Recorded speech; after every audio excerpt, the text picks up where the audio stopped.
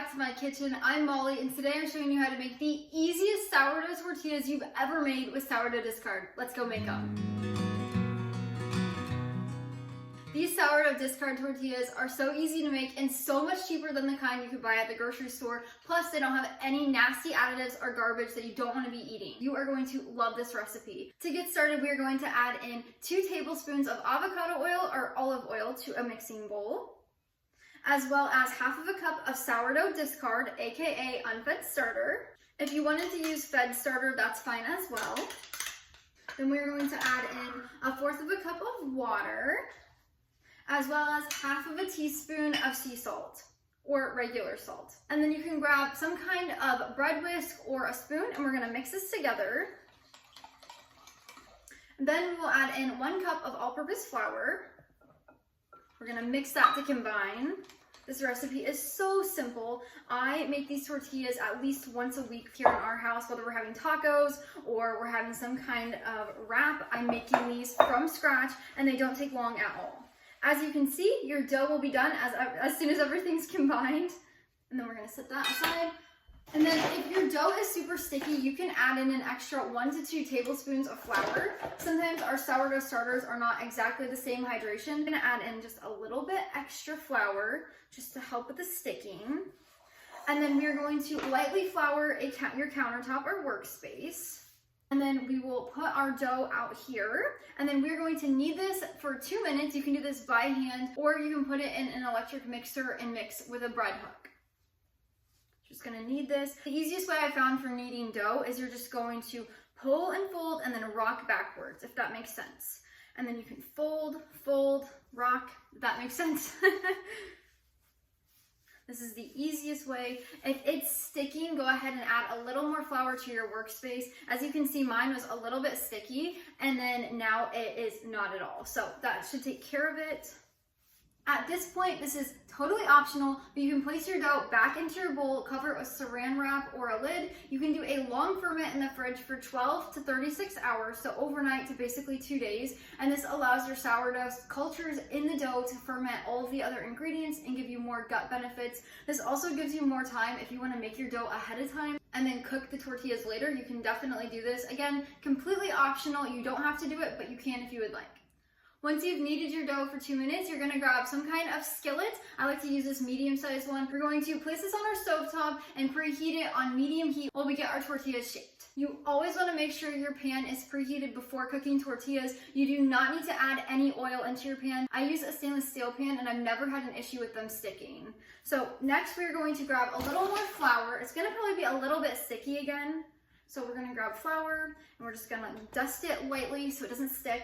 And then you're gonna grab either a knife or a bench scraper. I love mine. I'll leave it linked down in the description below. It is such a good tool. So we're gonna cut this into either 4 pieces or 8 pieces. If you wanna have large tortillas, do 4 of them. If you wanna have smaller, medium-sized tortillas, I would do 8. So today we are going to just do 4. Just gonna cut them into about the same size. You don't have to like measure or anything, just kind of eyeball it. So you're gonna just put them in little balls. We're gonna set 3 of them aside. We're gonna do this one at a time. So you're gonna take 1 piece of dough, make sure your countertop is floured. We're gonna push it down, and then you're gonna grab a rolling pin, and we're going to roll this out. You can even coat your rolling pin in a little bit of flour if you would like. Just gonna roll this as thin as we possibly can without it tearing, which is why it's so important to have flour on the bottom. After I roll it a little bit, I like to pick it up and flip it over. That way it's not gonna stick to our counter. Just try to roll it into a circular shape. It's gonna be a little bit oblonged or weirdly shaped. Like as you can see this, it's a little weirdly shaped, but that is exactly how you want a homemade tortilla. It's not gonna be perfect. It's made with love. Once you have your tortilla completely rolled out as thin as you can, we're gonna go put it in our preheated pan. We're gonna cook it over medium heat.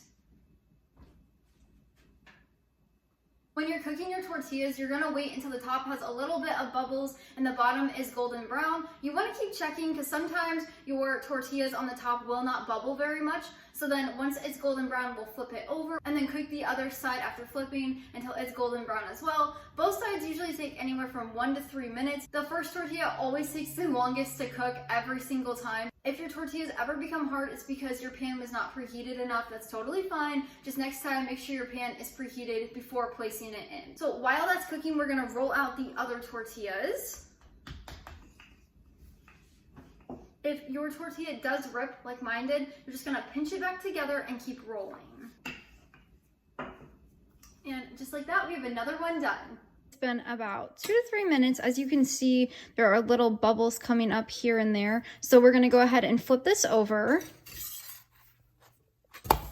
And you can see it's golden brown on the bottom. You're gonna find those little spots. And then we're gonna let this cook for another 1 to 3 minutes. If it's taking a little longer, you can heat it to like a medium high, just over medium.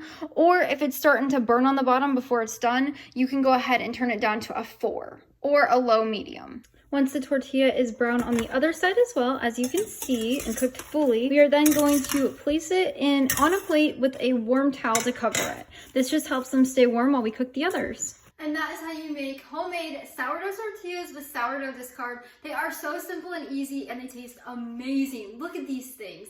So much better than store-bought. The recipe for this will be linked down in the description below. You can head over to the blog to print or save it if you would like. After these tortillas have cooled down, you can store them in an airtight container for up to 5 days at room temperature, or you can place them in a freezer-safe container or bag and freeze them up to 6 months in the freezer.